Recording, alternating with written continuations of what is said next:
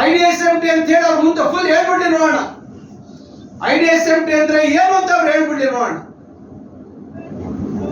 ನಮ್ಮ ತಂದೆ ಅವರು ಮಂತ್ರಿ ಇದ್ದಂತ ಸಂದರ್ಭದಲ್ಲಿ integrated development of small and medium towns ಅಂತಕ್ಕಂಥ ಒಂದು ಯೋಜನೆ, ಅಂದು ಕೇಂದ್ರ ಸರ್ಕಾರದಿಂದ ತಂದಂತ ಯೋಜನೆ.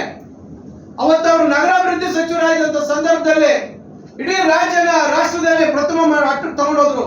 ಇಂಥ IDSMT ಯೋಜನೆಗಳನ್ನ ಇಡೀ ರಾಜ್ಯದಲ್ಲಿ ಎಲ್ಲ ಕಡೆ ಮಾಡುವಂತದ್ದು ಮಾಡಿದ್ರು. ಅವತ್ತು ನಮ್ಮ ತಂದೆ ಅವರು ಚುನಾವಣೆಯಲ್ಲಿ ಅಲ್ಪ ಮತಗಳಲ್ಲಿ ಸೋತರು. ಕಟ್ಟಡ ಪೂರ್ಣ ಆಗಿರ್ಲಿಲ್ಲ, ಬೇರೆಯವರು ಗೆದ್ದಿದ್ರು. ಕಟ್ಟಡ ನಿರ್ವಹಣೆ, ಕಟ್ಟಡ ಸರಿಯಾದ ರೀತಿ ಕಾಮಗಾರಿ ಆಗಲಿಲ್ಲ. ಆ ಸಂದರ್ಭದಲ್ಲಿ 10 ವರ್ಷ ಹಾಗೆ ಬಿದ್ದಾಯ್ತು. 2004ರಲ್ಲಿ ನಾನು ಮತ್ತೆ ಶಾಸಕರ ಮೇಲೆ ಆಜಾದ್ ಚೌಕಲ್ಲಿ ಹೇಳಿದೆ, ಅದನ್ನ ಸಾರ್ವಜನಿಕ ಉಪಯೋಗಕ್ಕೆ ನಾನು ಮಾಡ್ಕೊಡ್ತೀನಿ ಅಂತ ಹೇಳಿ ನಾನು 3 ವರ್ಷದಲ್ಲಿ ಇದ್ದಂತ ಕಾನೂನು ತೊಡಕುಗಳನ್ನ ನಿವಾರಣೆ ಮಾಡಿ ಅದನ್ನ ಅವೆಲ್ಲ ಹೇಳಿದ್ರು ನನಗೆ, ಇದನ್ನ ತಳ್ಳಾಕ್ಬೇಕು, ಇದು ಇಲ್ಲ ಸರ್ ಅಂತ ಹೇಳಿ. ಇಲ್ಲ, ಇಷ್ಟೆಲ್ಲ ನಾವು ಮಾಡಿದೀವಿ, ತಳ್ಳಾಕಕ್ಕಾಗಲ್ಲ, ಎಷ್ಟು ದಿವಸ ಬಂದ್ರೆ ಬರಲಿ ಅಂತೇಳಿ ಅದನ್ನ ಮತ್ತೆ ರಿಪೇರಿ ಮಾಡಿಸಿ ಸಾರ್ವಜನಿಕರ ಉಪಯೋಗಕ್ಕೆ ಕೊಟ್ಟರು. ನಾನಿವತ್ತು ನಿಮ್ಮ ಇಲ್ಲಿ ಬಡವರು ನೀವೆಲ್ಲ ಇದ್ದೀರಾ. ಇವತ್ತು ಯಾರು ಅಸಂಘಟಿತ ಬೀದಿ ಬದಿ ವ್ಯಾಪಾರಸ್ಥರಿದ್ದಾರೆ ಅವ್ರಿಗೆಲ್ಲ ಒಂದು ವ್ಯವಸ್ಥೆ ಮಾಡಬೇಕು ಅಂತೇಳಿ ಬಹಳ ಒಳ್ಳೆ ರೀತಿಯಲ್ಲಿ ವಿನ್ಯಾಸ ಮಾಡಿಸಿದ್ವಿ. ಅದ್ರ ಮೇಲೆ ಕಟ್ಟಬೇಕು ಅಂತೇಳಿ, ಅದ್ರ ಜೊತೆಗೆ ಕೆಳಗಡೆ ಏನು ಹಾಳಾಗಿತ್ತು ಅದಕ್ಕೆಲ್ಲ ರಿಪೇರಿ ಮಾಡಿ ಅದಕ್ಕೆಲ್ಲ ಸೇರಿ ಸುಮಾರು 23 ಕೋಟಿ ರೂಪಾಯಿ ಮಂಜೂರು ಮಾಡಿಸಿದ್ದೆ. ಟೆಂಡರ್ ಆಗಿತ್ತು. ನಾನು ಸ್ವಲ್ಪ ಯಾಮಾರ್ಬಿಟ್ಟೆ. ನಾನು ಆ ಕಟ್ಟಡದ ಒಂದು ಸ್ಥಿತಿಗತಿಗಳ ಬಗ್ಗೆ ನಾವು ಒಂದು ಪರೀಕ್ಷೆ ಮಾಡಿಸಬೇಕಾಗಿತ್ತು. ಕಾಮಗಾರಿ ಶುರು ಮಾಡುವಂತ ಸಂದರ್ಭದಲ್ಲಿ ನಮ್ಗೆ ಮೇಲೆ ಚಾವಣಿ ತೂತ್ ಬೀಳ್ತಾ ಇತ್ತು, ಇವೆಲ್ಲ ಆಗ್ತಾ ಇತ್ತು ಸಮಸ್ಯೆ. ತಕ್ಷಣ ಗಾಬರಿಯಾಗಿ ನಾವು ಅದನ್ನ ಪರೀಕ್ಷೆ ಮಾಡಿಸಿದ್ವಿ. ಪರೀಕ್ಷೆ ಮಾಡಿಸಿದಾಗ ಅವ್ರು ಹೇಳಿದ್ರು, ಸರ್ ನೀವು ಈ ತಕ್ಷಣ ಬಿಲ್ಡಿಂಗ್ ತೆಗಿಬೇಕು, ಯಾಕಂದ್ರೆ ನಾವು ಅದೆಲ್ಲ ಮೇಲೆ ಕ್ಲೀನ್ ಬೇರೆ ಮಾಡ್ಬಿಟ್ಟಿದ್ವಿ. ನಾನು ಯೋಚನೆ ಮಾಡಿದೆ, ಹೋಗ್ಲಿ ಮೇಲ್ಚಾವಣಿ ಆದ್ರೂ ತೆಗೆದು ಹೊಸದು ಹಾಕೋಣ, ಪೂರ್ತಿ ತೆಗೆಯೋದು ಬೇಡ ಅಂತ ಹೇಳಿ. ಅವ್ರು ಹೇಳಿದ್ರು ಪಿಲ್ಲರ್ಗಳಲ್ಲೇ ಬಲ ಇಲ್ಲ ಸರ್, ಇದೆಲ್ಲ ಅವಾಗೆಲ್ಲ ಬಹಳ ದಿವಸ 10 ವರ್ಷ ಹಾಗೆ ಬಿಟ್ಟು ನೀರೆಲ್ಲ ಇಳಿದು ಆ ಪಿಲ್ಲರ್ಗಳೆಲ್ಲ ಎಲ್ಲ ಕಬ್ಬಿಣ ಎಲ್ಲ ಕಿಲ್ ಬಿಡಿಸ್ಬಿಟ್ಟಿದೆ, ನೀವು ಇದೇನು ಮಾಡಕ್ಕಾಗಲ್ಲ, ನೀವು ಎಷ್ಟೇ ಇದಕ್ಕೆ ರಿಪೇರಿ ಮಾಡಕ್ಕಾಗಲ್ಲ ಅಂತ. ಇಷ್ಟೆಲ್ಲ ಆದ್ಮೇಲೆ ನಾವು ಬೆಂಗಳೂರಿನಲ್ಲಿ ಬೋರಿಂಗ್ ಆಸ್ಪತ್ರೆ ಪಕ್ಕದಲ್ಲಿ ಏನೋ ಒಂದು ಕಾಂಪೌಂಡ್ ಗೋಡೆ ಕುಸಿದು 6-7 ಜನ ಪ್ರಾಣ ಕಳ್ಕೊಂಡ್ರು. ಇವೆಲ್ಲ ಆದಾಗ ಸರ್ಕಾರ ಬಹಳ ಗಂಭೀರವಾಗಿ ತಗೊಂಡು ತಕ್ಷಣ ಅದನ್ನ ನೀವು ಇದು ಮಾಡಬೇಕು, ಇಲ್ಲಾಂದ್ರೆ ನಾಳೆ ಏನಾದ್ರೂ ಮಳೆ ಗಿಡ ಏಕಾಏಕಿ ಜೋರು ಮಳೆ ಬಂದಾಗ ನಾಳೆ ಪ್ರಾಣಿ ಹಾನಿ ಆದ್ರೆ ಯಾರು ಜವಾಬ್ದಾರ? ಅದಕ್ಕೆ ಇವ್ರು ಏನ್ ಹೇಳ್ತಾರೆ, ಅಭಿವೃದ್ಧಿಯ ಹೆಸರಲ್ಲಿ ಬಡವರ ಕಣ್ಣಲ್ಲಿ ನೀರು ಅಂತ ಹೇಳಿ. ಯಾರು ಅದನ್ನ ಸೃಷ್ಟಿ ಮಾಡಿದ್ಯಾರು? IDSMT ಯಾರು ನೀವು ಕಟ್ಸಿದ್ರ? ಇವತ್ತು ಮುನ್ಸಿಪಾಲಿಟಿಯಲ್ಲಿ ಕಟ್ಟಿರ್ತಕ್ಕಂಥ ಅಂಗಡಿಗಳೆಲ್ಲ ನೀವು ಕಟ್ಸಿದ್ರ? 10 ವರ್ಷ ಇದ್ರೆ ನೀವು ಯೋಗ್ಯತೆಗೆ ಒಂದು ಅಂಗಡಿ ಕಟ್ಟಾಗಿ ಯೋಗ್ಯತೆ ಆಗಿಲ್ಲ ನಿಮ್ಗೆ. ಬರೀ ನಮ್ಮ ವಿರುದ್ಧ ನೀವು ಅಪಾದನೆ ಮಾಡ್ಕೊಂಡೆ ಕಾಲಹರಣ ಮಾಡಿದ್ರಿ. ಇವತ್ತು ಬಾಯಿಗೆ ಬಂದಂಗೆ ಮಾತಾಡ್ತೀರ ನೀವು. ಯಾರು ಅಂಬೇಡ್ಕರ್ ಭವನ ಅಲ್ಲಿ ಮಾಡ್ಬೇಕು ಅಂತಕ್ಕಂಥ ಆಲೋಚನೆ ಮಾಡಿದ್ದು? ಅಂಬೇಡ್ಕರ್ ಭವನ ಅಲ್ಲಿ ಆಶ್ರಯ ಲೇಔಟ್ ಅಲ್ಲಿ ಇದ್ದಿದ್ದು ಜಾಗ. ಆಶ್ರಯ ಲೇಔಟ್ ಯಾರು ಮಾಡಿದವರು? ಯಾರು ಅವತ್ತು ಆಶ್ರಯ ಲೇಔಟ್ ಅವತ್ತು ಸ್ವಾಧೀನ ಮಾಡಿ ಅವತ್ತು ಆಶ್ರಯ ಲೇಔಟ್ ನಿರ್ಮಾಣ ಮಾಡಿದ್ದು ನೀವಾ? ಅದ್ರ ಚರಿತ್ರೆ ಗೊತ್ತಾ ನಿಮ್ಗೆ? ಚಿಂತಾಮಣಿ ಹಿನ್ನೆಲೆ ಗೊತ್ತಾ ನಿಮ್ಗೆ? ಯಾವುದೂ ಗೊತ್ತಿಲ್ಲ ನಿಮ್ಗೆ. ಅಂಬೇಡ್ಕರ್ ಭವನ ಅಲ್ಲಿ ಎಲ್ಲ ರೀತಿ ತಯಾರು ಮಾಡಿದೆ ನಾನು. 5 ಲಕ್ಷ ಇತ್ತು ದುಡ್ಡು ಅವತ್ತು ಸರ್ಕಾರದಲ್ಲಿ. ಎಲ್ಲ ನಮ್ಮ ಸ್ನೇಹಿತರು ಸರ್ ಬೇಡ ಊರ್ ಮಧ್ಯೆ ಕೊಡ್ಬೇಕು ಅಂದ್ರು, ಊರಲ್ಲಿ ಕೊಡ್ಬೇಕು ಅಂದ್ರು.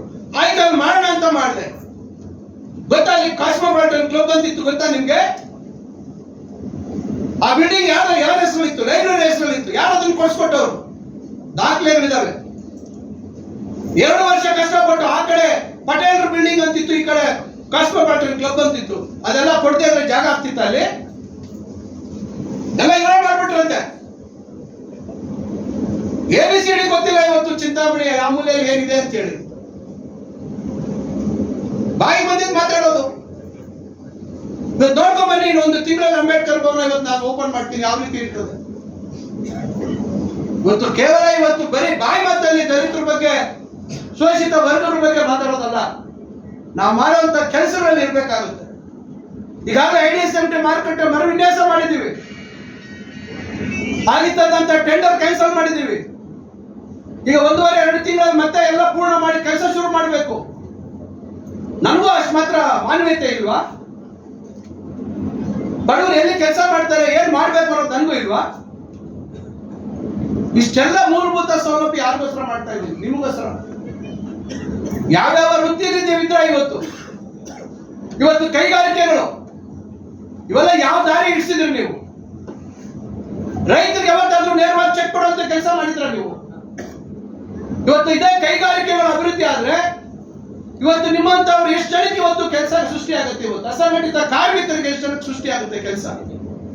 ಊರ ಅಭಿವೃದ್ಧಿ ಆದ್ರೆ ಎಷ್ಟು ಕೆಲಸ ಸೃಷ್ಟಿ ಆಗುತ್ತೆ? ಬೇರೆ ಬೇರೆ ಊರಿಗೆ ಯಾಕೆ ಹೋಗ್ಬೇಕು ಕೆಲಸ ಹುಡ್ಕೊಂಡು? ನಾವು ನಮ್ಮೂರಲ್ಲೇ ಕೆಲಸ ಆಗುತ್ತೆ. ಇವೆಲ್ಲ ನಾವು ಯಾಕೆ ಮಾಡ್ತಾ ಇದೀವಿ? ಇವತ್ತು ದೊಡ್ಡ ಸಂಖ್ಯೆಯಲ್ಲಿದ್ದಾರೆ ಕಾರ್ಮಿಕರು ಚಿಂತಾಮಣಿ ಮತ್ತು ಶಿಡ್ಲಘಟ್ಟದಲ್ಲಿ ಅಂತ ಹೇಳಿ ಸರ್ಕಾರ ಕಾರ್ಮಿಕರ ವಸತಿ ಶಾಲೆ ಮಂಜೂರು ಮಾಡ್ತು. ಹೊಸದಾಗಿ ನಮ್ಮ ಕಾರ್ಮಿಕ ಸಚಿವರು ಸಂತೋಷ್ ಲಾಡ್ ಅವರು ಒಳ್ಳೆ ತೀರ್ಮಾನ ಮಾಡಿದ್ರು. ಕಾರ್ಮಿಕರ ಮಕ್ಕಳಿಗೆ ವಸತಿ ಶಾಲೆ ಆಗ್ಬೇಕು, ಒಳ್ಳೆ ಗುಣಮಟ್ಟದ ಶಿಕ್ಷಣ ಕೊಡಬೇಕು ಅಂತಕ್ಕಂಥ ದೃಷ್ಟಿಯಲ್ಲಿ ಬಾಗೇಪಲ್ಲಿ ಕೊಟ್ರು. ನನಗೆ ಬೇಸರ ಆಗಲಿಲ್ಲ, ಆಯ್ತು ತೊಂದರೆ ಇಲ್ಲ ಅಂತ ಹೇಳಿ ನಾನು ಚಿಂತಾಮಣಿಗೆ ಬೇಕೇ ಬೇಕು ಅಂತ ಮಾಡಿ ಈಗ ಮೊನ್ನೆ ಬಜೆಟ್ ಅಲ್ಲಿ ಚಿಂತಾಮಣಿಗೂ ಮಂಜೂರಾಗಿದೆ. 10 ಎಕರೆ ಜಾಗ ನಾವು ನಿಗದಿ ಮಾಡಿದ್ದೀವಿ. 10 ಎಕರೆ ಕೊಡ್ತಾ ಇದ್ದೀವಿ ಜಾಗ. ಇವತ್ತು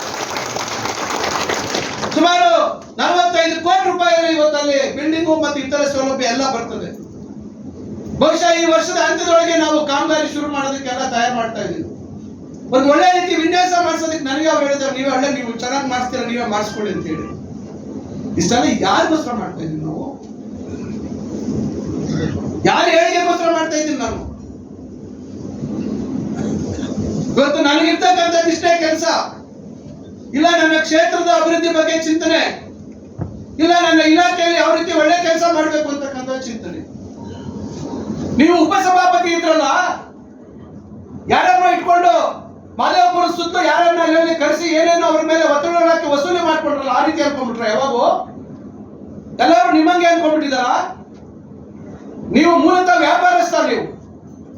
ನೀವು ವ್ಯಾಪಾರಕ್ಕಾಗಿ ಇವತ್ತು ಚಿಂತಾಮಣಿಗೆ ಬಂದಿರುವಂತದ್ದು. ನಾವೆಲ್ಲ ಇವತ್ತು ವಿದ್ಯಾವಂತರಾಗಿ ನಾವು ನಮ್ಮ ಕಾಲ ಮೇಲೆ ನಿಂತು ಉದ್ಯೋಗ ಮಾಡ್ತಿದ್ವಿ. ನಾವು ಕಾಲೇಜುಗಳಲ್ಲಿ ಅಸಿಸ್ಟೆಂಟ್ ಪ್ರೊಫೆಸರ್ ಇಂದ ಹಿಡಿದು ಪ್ರೊಫೆಸರ್ ಆಗಿ ಕೆಲಸ ಮಾಡ್ತಿದ್ದ ನಾನು. ನೀವು ಹೇಳೋ ರೀತಿಯಲ್ಲಿ ಏನಾದ್ರೂ ನಾವು ಅಕ್ರಮ ಆಸ್ತಿಗಳು ಮಾಡಿದ್ರೆ, ನಾವು ಯಾವತ್ತೋ ಇಂಜಿನಿಯರಿಂಗ್ ಕಾಲೇಜು ಸ್ವಂತ ಮಾಡ್ತಾ ಇದ್ದೆ, ಯಾವತ್ತೋ ಮೆಡಿಕಲ್ ಕಾಲೇಜ್ ಸ್ವಂತ ಮಾಡ್ತಾ ಇದ್ವಿ. ನಮ್ಮ ಅಣ್ಣ ಮೆಡಿಕಲ್ ಡಾಕ್ಟ್ರು. ನೀವು ಹೇಳೋ ರೀತಿ ದುಡ್ಡು ಯಾರು ಕೊಳ್ಳೆ ಹೊಡ್ಕೊಂಡು ಎತ್ಕೊಂಡು ನಾವು ಇದೇ ಈ ಭೂಮಿ ಬಿಟ್ಟು ಹೋಗುವಂತ ಸಂದರ್ಭದಲ್ಲಿ ತಲೆ ಮೇಲೆ ಹಾಕೊಂಡು ಯಾರು ಹೋಗೋದಿಲ್ಲ. ಮಾತಾಡುವಂಥದ್ದಕ್ಕೆ ಇತಿಮಿತಿ ಇರಬೇಕಾಗುತ್ತೆ. ಆಗ್ತಾ ಇರುವಂತ ಅಭಿವೃದ್ಧಿನ ಸಹಿಸ್ತಾ ಇಲ್ಲ. ಇವತ್ತು 1 ಕೋಟಿ ರೂಪಾಯಿ ಏನಾದ್ರು ಯುಜಿಡಿ ಕೆಲಸ ಮಾಡಿಸಿದ್ರು 10 ವರ್ಷದಲ್ಲಿ. ಬನ್ನಿ, ನಾನು ಕರ್ಕೊಂಡು ಹೋಗ್ತೀನಿ, ಎಲ್ಲೆಲ್ಲಿ ಕೆಲಸ ಆಗ್ತಿದೆ ನೋಡ್ತೀನಿ ಬನ್ನಿ. ಚಿಂತಾಮಣಿಯಲ್ಲಿ ಇರ್ತಕ್ಕಂಥ ರಸ್ತೆಗಳ ಪರಿಸ್ಥಿತಿ ಏನಾಗಿತ್ತು ಇವತ್ತು ಬನ್ನಿ, ತಾವೆಲ್ಲ ನೋಡ್ತಾ ಇದ್ರು ಯಾವ ರಸ್ತೆ ಎಷ್ಟು ಕೆಲಸ ಆಗ್ತಾ ಇದೆ. ಇನ್ನಷ್ಟು ಕೆಲಸ ಆಗುತ್ತೆ. ನಾನು ಎಲ್ಲ ಮಾಡ್ಬಿಡ್ತೀನಿ ಅಂತ ಹೇಳಲ್ಲ, ನೀವು ಹಾಳು ಮಾಡಿರ್ತಕ್ಕಂಥದ್ದನ್ನೆಲ್ಲ ಇವತ್ತು ಸರಿದಾರಿಗೆ ತರ್ತಾ ಇದ್ದೀನಿ. ಇಷ್ಟೆಲ್ಲ ನಾವು ಯಾರಿಗೋಸ್ಕರ ಮಾಡ್ತಾ ಇದ್ದೀವಿ? ಇವತ್ತು ಈ ಊರು, ಈ ತಾಲೂಕು, ಈ ಕ್ಷೇತ್ರದಲ್ಲಿ ಜನಕ್ಕೆ ಎಲ್ಲಾ ರೀತಿ ಇವತ್ತು ಬದುಕುವಂತದ್ದು ದಾರಿ ತೋರಿಸ್ಬೇಕು. ರೈತರ ಬದುಕಿನಲ್ಲಿ ಬದಲಾವಣೆ ತರಬೇಕು. ಚೆಕ್ ಡ್ಯಾಮ್ಗಳು ಮಾಡ್ತಾ ಇದೀವಿ ದೊಡ್ಡದಾಗಿ. ಹೋಗಿ ನೋಡ್ಕೊಂಡ್ ಬನ್ನಿ, ನಿಮ್ಗೆ ಏನಾದ್ರು ವ್ಯವಧಾನ ಇದ್ರೆ. ಆ ಹೆಸರಲ್ಲಿ ಎತ್ತರ ಮತ್ತೆ ಬ್ರಾಹ್ಮಣಹಳ್ಳಿ ಎತ್ತರ 2 ಚೆಕ್ ಡ್ಯಾಮ್ ಕಿತ್ತೋಯ್ತು 2015ರಲ್ಲಿ ಬೆಳೆಗೆ. ಅದನ್ನ ಮಾಡಿಸಿದ್ರ ನೀವು? ಮತ್ತೊಂದು ಸತಿ ಜನ ನಿಮ್ಮನ್ನು ಕೇಳಿಸ್ಕೊಟ್ರಲ್ಲ 2018ರಲ್ಲಿ.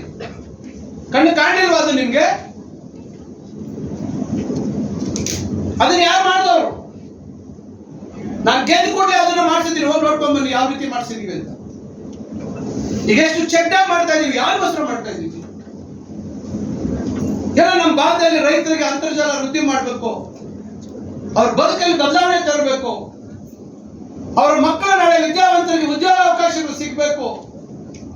ಒಂದು ವಿಚಾರದಲ್ಲಿ ನಾನು ಬಹಳ ಹೆಮ್ಮೆಯಿಂದ ಹೇಳ್ತೀನಿ, ನಮ್ಮ ತಾಲೂಕಿನಲ್ಲಿ ಅದು ಯಾರೇ ಇರ್ಬೋದು, ಇವತ್ತು ನಾನು ಏನು ಒಂದು ಪ್ರಯತ್ನಗಳು ಮಾಡ್ತಾ ಇದ್ದೀನಿ. ನಮ್ಮ ಪರ ಇರೋರ್ಬೋದು, ವಿರೋಧ ಇರೋರು ಇರ್ಬೋದು. ಸಾರ್ವಜನಿಕರು ಇವತ್ತು ಯಾವುದೇ ರೀತಿ ವಿರೋಧ ಮಾಡಿದಿರೋ ಪ್ರೋತ್ಸಾಹ ಮಾಡಿ ಒಳ್ಳೆ ಕೆಲಸ ಮಾಡಿ ಅಂತಕ್ಕಂಥ ಬೆಂತಟ್ಟಿ ಮಾಡ್ತಾ ಕೆಲಸ ಮಾಡ್ತಾರೆ. ನಾನು ಅವರೆಲ್ಲರಿಗೂ ನಾನು ಸದಾ ಚಿರುನುಡಿಯಾಗಿರ್ತೀನಿ. ವಿಶೇಷವಾಗಿ ಕೈಗಾರಿಕೆಗಳ ವಿಚಾರದಲ್ಲಿ ಬಹಳಷ್ಟು ನನಗೆ ಪ್ರೋತ್ಸಾಹ ಕೊಟ್ಟು ನೀವು ಮಾಡಿ ಸರ್ ಅಂತಕ್ಕಂಥದ್ದು. ನಾನು ಮೊನ್ನೆ ಹೋಗಿದ್ದೆ, ನಾನು ಮಸ್ತಾನಹಳ್ಳಿ. ಎಲ್ಲೋ ಒಂದ್ ಕಡೆ ಇವತ್ತು ಎಲ್ಲಾ ವಿಚಾರಗಳಲ್ಲಿ ಜನರಿಗೆ ಇವತ್ತು ಬದುಕೋದಕ್ಕೆ ಅವಕಾಶ ಮಾಡಿಕೊಡ್ಬೇಕಾಗಿರ್ತಕ್ಕಂಥದ್ದು, ಜನರ ಆಶೀರ್ವಾದ ಪಡೆದು ಆಯ್ಕೆ ಆಗಿರ್ತಕ್ಕಂಥ ನಾವುಗಳು ಜನಪ್ರತಿನಿಧಿಗಳು ಆಲೋಚನೆ ಮಾಡಬೇಕು. ಮುಂದಾಲೋಚನೆ ಇರಬೇಕು, ದೂರದ ಆಲೋಚನೆ ಇರಬೇಕು, ಆದ್ರೆ ದುರಾಲೋಚನೆ ಇರಬಾರ್ದು. ಇವತ್ತು ಪ್ರತಿಯೊಬ್ಬರ ಏಳಿಗಾಗಿ, ಪ್ರತಿಯೊಬ್ಬರ ಒಳಿತಿಗಾಗಿ ನಾವೇನಾದ್ರೂ ಕೆಲಸ ಮಾಡಿದ್ರೆ ಮಾತ್ರ ಜನ ಎಷ್ಟು ಮಟ್ಟಕ್ಕೆ ಅದಕ್ಕೆ ಒಪ್ಕೊಳ್ತಾರೆ ಬಿಡ್ತಾರೆ ಅದು ಅವ್ರಿಗೆ ಬಿಟ್ಟಿದ್ದು. ಆದ್ರೆ ದೇವ್ರ ಹತ್ರ ಲೆಕ್ಕ ಇರ್ತದೆ. ಇವತ್ತಲ್ಲ ನಾಳೆ ಲೆಕ್ಕ ದೇವ್ರ ಹತ್ರ ಇರ್ತದೆ. ದೇವ್ರ ಯಾವತ್ತಾದ್ರೂ ನಮ್ಮ ಕೈ ಹಿಡಿತಾರೆ.